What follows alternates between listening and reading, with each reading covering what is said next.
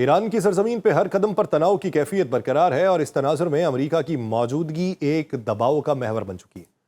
جب امریکی فوجی ایران کے بیلسٹک میزائل اور ڈرون حملوں کے رد عمل میں ہر حربہ بروئے کار لاتے ہیں تو وہ نہ صرف اپنی فضائی اور سمندری طاقت دکھا رہے ہیں بلکہ ہر کارروائی ایران کی صبر و حکمت عملی کے سامنے ایک آزمائش بن رہی ہے۔ اس کشیدہ ماحول میں ہر امریکی اقدام، چاہے وہ فضائی حملہ ہو، خفیہ آپریشن ہو، ایران کی دفاعی مشینری کی مضبوطی اور اس کے رد عمل کی پیش بندی کے تناظر میں ناپ تول کے کر رہا ہے۔ یہی لمحہ عالمی سیاسی اور فوجی ماہرین کے لیے سب سے سنجیدہ پہلو بن چکا ہے کہ ایران جھک کیوں نہیں رہا۔ آپ سب پر سلامتی ہو، میں یاسر رشید ہوں اور آپ دیکھ رہے ہیں سنو نیوز۔ ناظرین، امریکہ کے صدر ڈونلڈ ٹرمپ نے اپنے social media plate form truth social پہ دعویٰ کیا کہ امریکہ کے پاس اتنے ہتھیاروں کے ذخائر موجود ہیں کہ اگر چاہیں تو ہمیشہ جاری رہنے والی جنگیں بھی لڑی جا سکتی ہیں، اور یہ دعویٰ عالمی منظرنامے میں زور و شور سے سننے کو ملا۔ دوسری طرف ایران کی وزارت دفاع نے بھی یہ اعلان کیا ہے کہ ان کے پاس دشمن کے مقابلے میں زیادہ دیر تک مزاحمت کرنے کی صلاحیت ہے، جو امریکہ کے منصوبوں سے کہیں زیادہ مؤثر ہے۔ لیکن اس تنازع میں نتائج کا فیصلہ صرف ہتھیاروں کے ذخائر سے نہیں ہوتا۔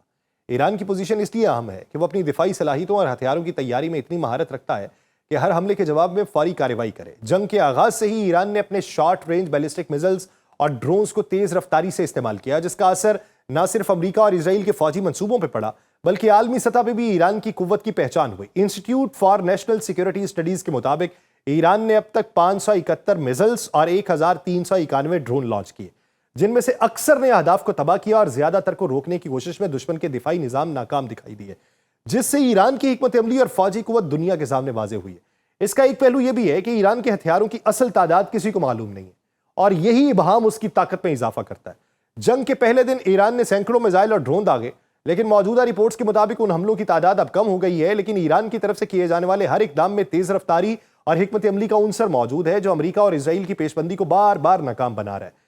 ایران کے پاس شاہد ڈرونز کے ہزاروں یونٹس موجود ہیں، جنہیں روس اور دیگر ممالک نے بھی دیکھا اور استعمال کیا، اور امریکہ نے بھی ان کی نقل تیار کی۔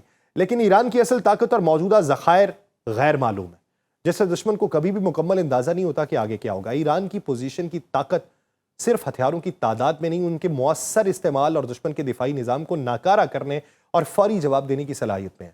امریکہ اور اسرائیل چاہے اپنی مہنگی ترین ٹیکنالوجی استعمال کریں، ایران نے اپنی حکمت عملی اور میزائل اور ڈرون نظام کی تیاری سے واضح کیا ہے کہ وہ اپنے دفاع میں مضبوط اور فیصلہ کن کردار ادا کر رہا ہے۔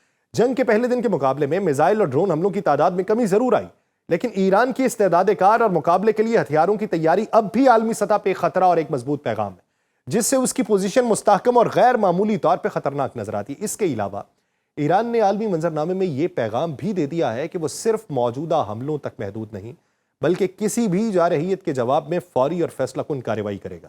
ایران کی فوجی مشقیں، اس کی ڈرونز کی تیاری، میزائل لانچرز، دشمن کے دفاعی نظام کو متاثر کرنے کی صلاحیت نے دنیا کو حیران کیا۔ اسی لیے ڈیفنس منسٹر امریکہ کے پیٹ ہیگسیت نے یہ کہا کہ ہمارا دفاعی نظام مضبوط ہے، لیکن اتنا بھی نہیں کہ ایران کے ہر حملے کو روک سکے۔ یہ ابہام کہ ایران کے پاس واقعی کتنے میزائل اور ڈرونز موجود ہیں، یہ دشمن کے لیے ایک مستقل خطرہ ہے، اور یہی عنصر اس جنگ میں ایران کی پوزیشن کو مضبوط اور فیصلہ کن بناتا ہے، جبکہ امریکہ اور اسرائیل اپنی پیش بندی کے باوجود ہر بار حیرت اور چیلنج کا سامنا کر رہے ہیں۔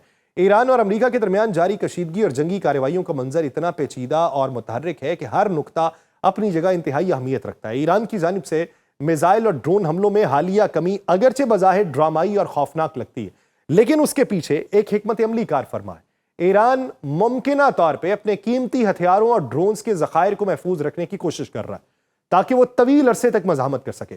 موجودہ صورتحال میں ایران کے لیے یہ بہت ضروری ہے کہ وہ اپنی پیداوار کی صلاحیت اور ہتھیاروں کے استعمال کی رفتار کو برقرار رکھے، کیونکہ جیسے جیسے جنگ آگے بڑھے گی یہ کام مشکل ہوتا جائے گا۔ امریکی اور اسرائیلی فضائیہ نے ایران پہ برتری حاصل کر لی ہے اور زیادہ تر فضائی دفاعی نظام تباہ ہو چکے ہیں۔ ایران کے پاس قابل اعتماد فضائیہ باقی نہیں رہی، اور جو تھی وہ اس حیثیت میں نہیں تھی کہ امریکہ کا مقابلہ کر سکے۔ اس کا مطلب یہ ہے کہ دشمن قریب سے بھی حملے کر سکتا ہے، اور اس سے ایران کی دفاعی حکمت عملی پر مسلسل دباؤ بڑھ رہا ہے۔ امریکی سینٹرل کمانڈ کے مطابق جنگ کے اگلے مرحلے کا فوکس ایران کے میزائلز اور ڈرون لانچرز، ہتھیاروں کے ذخائر اور ان فیکٹریز کو نشانہ بنانے پہ ہے جو یہ ہتھیار تیار کرتی ہیں۔ یقینی طور پہ امریکہ اور اسرائیل کے لیے ایران کی جنگی صلاحیتوں کو کمزور کرنا آسان بھی ہو سکتا ہے، لیکن نہیں بھی۔ لیکن ایران کے ذخائر کو مکمل طور پہ ختم کرنا مشکل ہے۔ ایران فرانس سے 3 گنا بڑا ملک ہے، اور اس کے ہتھیار زمین کے اندر یا مختلف مقامات پہ چھپائے گئے ہیں، جنہیں فضائی نگرانی کے ذریعے مکمل طور پہ دریافت کرنا ناممکن ہے۔ تاریخی تجربات بھی یہ واضح کرتے ہیں کہ فضائی مہمات اپنی حدود رکھتی ہیں۔ غزہ میں 3 سالہ اسرائیلی بمباری کے باوجود بھی حماس کو ختم نہیں کیا جا سکا، چھوٹی سی پٹی تھی، اور یمن میں امریکی فضائی حملوں کے باوجود ہوتی باغی زندہ رہے۔ ان کے ہتھیار کچھ جو اب بھی ہیں محفوظ ہیں۔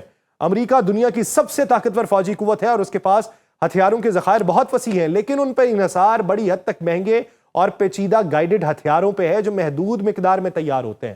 ٹرمپ نے دفاعی ہتھیاروں کی پیداوار بڑھانے کے لیے امریکی کمپنیز کے نمائندوں کا اجلاس طلب کیا ہے تاکہ ہتھیاروں کی پیداوار تیز ہو، لیکن یہ ظاہر کرتا ہے کہ اگر جنگ طویل ہوئی تو امریکی وسائل پہ دباؤ بڑھے گا۔